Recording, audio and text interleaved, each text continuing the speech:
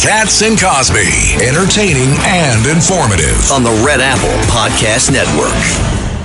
And now, there's so many legal items on the shelf. And Judge Weinberg, we got John Yu calling in from Berkeley. Professor John Yu. Absolutely the best. John, welcome back to the show. Oh, thanks for having me back, guys. Great to be with you. So, you have Fauci taking the... By the way, Judge Weinberg is smiling. I love having John Yu. Yeah, he loves you. All right. 111 times Fauci takes the Fifth Amendment. That's very interesting because right in front of me, I have the executive grant of clemency from the so-called President of the United States, Joe Biden, to Fauci, running the period January 1, 2014 to January 19th, 2025. So on what basis does this gentleman take the Fifth Amendment? He can't say on advice of counsel because the D.C. Circuit, John, as you know, has made very, very clear that's no protection until it's changed by the Supreme Court of the United States. You cannot say on advice of counsel, I'm taking the Fifth when you have this grant of immunity. What say you? So first I want to thank the judge for smiling when he heard I was coming because usually when I appear in courtrooms, judges frown. So I'm really appreciative at the reception. And it's a big smile too, by the way, Professor. But this is a really interesting and difficult question, and it has to do actually with the pardon clause of the Constitution, because when a president pardons you, it's only for things that have already happened. So if Anthony Fauci lied to Congress any time before President Biden pardoned him in 2024, then he can never be prosecuted by the federal government. But if he were to do something new after the pardon that violated the law, he could be prosecuted. You can't pardon people for things that haven't happened yet. In fact, the Supreme Court has observed a few times. In fact, presidents, I don't think, have ever actually tried to pardon people for things in the future because they've understood this. So if Fauci lied before this committee now, he could be prosecuted for that. Biden's pardon wouldn't immunize him. And so that's the basis for his claim, is that Senator Paul, I guess, is trying to ask him questions about why did you say one thing in public and then tell your diary something different? Were you lying to the American people? Were you lying to Congress? But he could admit that that's different, John. He could say, yes, it's different. So what? Yeah, if he told the truth, then he doesn't have to worry. And that's why him taking the Fifth, I think, points to something more here than what he claimed, that Senator Paul's out to get him.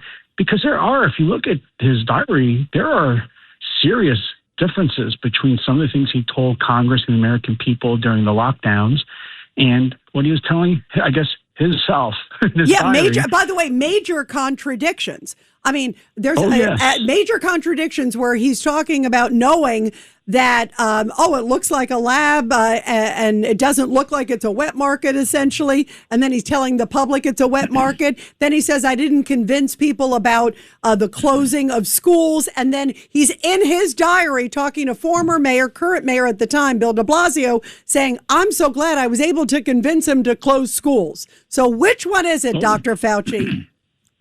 Oh, yes. That's his problem, is that the safest thing for him to do would be to tell the truth and say, I actually wasn't being truthful with the American people back then. I knew the facts were different. And they go on to equally serious things, not just that he was involved with the lockdowns, not just that he had more advice telling him that this might have come from a lab leak, but also that it appears that he might have exaggerated the mortality rate for the disease that by maybe one order of magnitude, which is incredible, that he organized an effort to suppress contrary opinions by serious virologists at places like Stanford and Harvard and Oxford. And so, yes, he could, Mr. Katzenberg is exactly right. He could tell the truth, and then he'd have nothing to worry about it. But then he'd also have to say, but I was lying 5 years ago. I was lying 6 years ago. John, let me ask you this question, switching gears. So we have a mayor here in the city of New York who's done nothing but create a climate of fear and hostility against the Jewish community in this town, and has led to disorder, violence, people being stabbed on the street merely because they seem to adhere to a particular religion or ethnic group. So how close are we to having an incitement charge against him, having created this climate? How close is it to meeting the standards that has to have some sort of immediacy? I don't think it's happened yet. You might remember that there is a very high standard because of our protections for free speech against incitement. Against incitement. Sure. Oops, we're losing you. John, Professor, we're losing you. You're breaking up. I'm sorry. I'm sorry. There's a lot of problems with doing. I don't know if it's incitement of violence. It would be hard to prove. I mean, it has to say something which almost it's like yelling fire in a crowded theater, something that like imminently causes some kind of violence. I don't know if we've seen that yet. He's going to run into all kinds of problems. These communists and socialists, they are frustrated by things like the Constitution. They don't like things, for example, the protections for private property. Oops, right? We're losing you a bit, Professor. People. Sorry, we're losing you a little bit. But your point is that you don't think it's reached that point yet, right? Is what you're saying?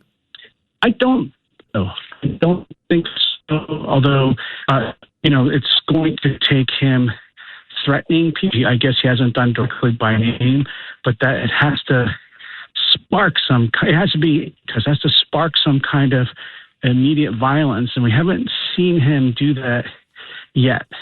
All right. Well, we'll see where it goes. Free speech. Yeah. Even if we can't stand it, it is really interesting to see. It's a great, interesting topic there, Judge, for sure. Well, Professor John Yoo, thank you. And thank you very much for being here. And the judge is smiling again anytime you're here, just so you know, for the record. All right. Thanks very much, guys. Great to be with you. Thank you, Professor, very much.